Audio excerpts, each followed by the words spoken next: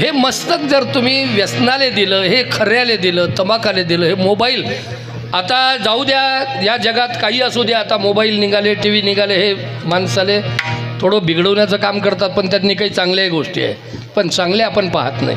म्हणून त्याच्यातलं चांगलं पाहिलं पाहिजे, पण वाईट पाहू नये, डोकं बिघडलं असं. मोबाईलनं किती लोक मरण पावले, किती लोक पागल होऊन राहिले, त्याच्यात ॲक्सिडेंट होऊन राहिले, ते काढत नाही. इतकं नका त्याच्यावर प्रेम करू. मला एक म्हणायचं आहे, मोबाईल खिशात ठेवा, पण मोबाईल डोक्यात घुसू देऊ नका. डोक्यात काय ठेवा मग? आई तुझ्या मूर्ती वाणी या जगात मूर्ती नाही. आई तुझ्या मूर्ती वाणी या जगात मूर्ती नाही. अनमोल जन्म दिला गय तुझे उपकार भेटणार नाही. अनमोल जन्म दिला गय तुझे उपकार भेटणार. हे आई तुझ्या मूर्ती वाणी या जगात मूर्ती नाही. आई तुझ्या मूर्ती वाणी या जगात मूर्ती नाही. हे अनमोल जन्म दिला गय तुझे उपकार भेटणार नाही. अनमोल जन्म दिला गय तुझे उपकार भेटणार नाही. आईचे उपकार भेटते का? इकडे बा, आईचे उपकार भेटते का? हां, आई भेटत नाही पुन्हा, म्हणून आई वडिलाचं ऐकत जा तुम्ही. आईले कधी दुखू नका. शाळेत जा म्हणलं तर जात जा, अभ्यास करा म्हणलं तर करत जा, आणि आई वडील पुन्हा भेटत नाही. विसरू नको रे आई बापाला, ज्याने झिजविली आपली काय अरे वेड्या. मिळणार नाही तुला आई बापाची माया. बापाने आणखीन ओळखूच शकत नाही माणूस. हां, आणि बाप जेवढा आपल्यावर प्रेम करते तेवढा पोरगा प्रेम करूच शकत नाही. त्याला जर बापावर प्रेम करायचं असेल तर त्याला पुन्हा वडील व्हावं लागेल कुठंतरी, मग समजत त्याला समजते. मग पुढं त्याचे पोरं मोठं झाल्यावर हे वडील होते ना, मग समजते की बाप काय ते, हां आई काय ते. हां, आईले सतावू नये माणसानं, मायबापाचं ऐकलं पाहिजे. आता खरं सांगा, आता परिस्थिती अशी झाली जगात महाराज की टी व्हीची जागा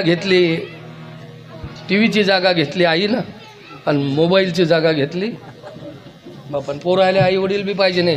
मोबाईल दिला लहान लेकरा जोडकी खुश, त्याला माय नाही म्हणत ना बाप नाही म्हणत. अरे वा रे वा, हे लहान लहान पोरं. इकडे बा, इकडे बा, इकडे बा.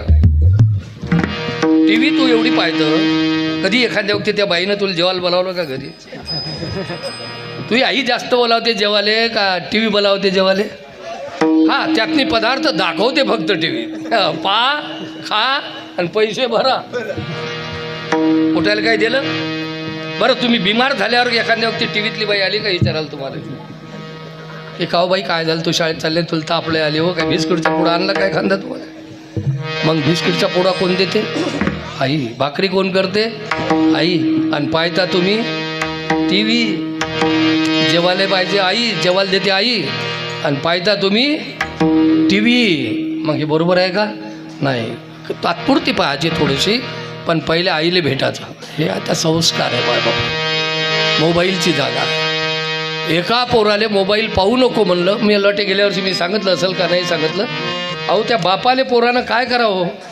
बापानं फक्त त्याच्या हिताचं सांगितलं की तू मोबाईल जास्त वाजू नको, नापास झाला रे, मार्क कमी पडले रे, तू साहेब झाला पाहिजे रे, तुझ्या हितासाठी बनतो रे. त्या पोराला राग आला. तर पहिले गोष्ट रागच नाही यायला पाहिजे बापाचा. जे बाप लात मारल या काळात, ज्याचा बाप एखाद्या पोरानं जर बापाची लात खाल्ली आणि त्याला जर त्याचा राग नाही आला, मी तर म्हणतो त्याच्यासारखा भाग्यवान माणूस कोणी. महाराज, लात सोडून द्या,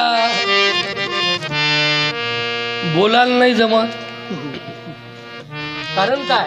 त्याला कीर्तन माहीत नाही, मायबापाचं महत्व माहीत नाही, त्याला काय. हा, पुंडलिक काय? पुंडलिक ते देव विठोबा जे आले ना तिथं पंढरपूरले, ते कोणासाठी आले? ते कोणामुळं आले? पुंडलिकामुळं आले. देव म्हणतात मी इथं बाकीच्यासाठी आलो आणि मी फक्त पुंडलिकासाठी आलो. पुंडलिक जर नसता तर मी इथं आलो. आणि पुंडलिकाच्या घरी का आले? हां, पुंडलिके काय केले आणि परब्रह्म देव उभा झाला कशासाठी? आई बाप केवळ काशी